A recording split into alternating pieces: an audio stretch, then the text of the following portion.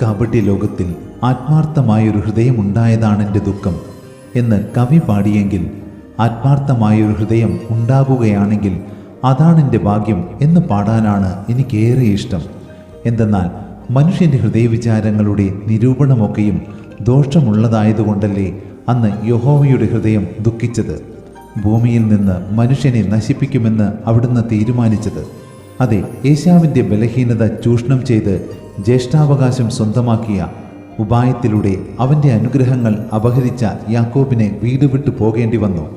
പിന്നീട് ജീവിതത്തിൽ അവൻ നേരിട്ട പ്രശ്നങ്ങൾ നിരവധിയാണ്. ഇതൊന്നും നമ്മൾ മറക്കരുത്. ആകയാൽ ഇതാ സാക്ഷാൽ ഇസ്രായേലിൻ, ഇവനിൽ കപടമില്ല എന്ന് നമ്മുടെ കർത്താവ് നദനയേലിനെ കുറിച്ച് പറഞ്ഞതുപോലെ നമ്മെക്കുറിച്ചും പറയണമെന്ന തീവ്രമായ ആഗ്രഹത്തോടെ നമുക്ക് ജീവിക്കാം.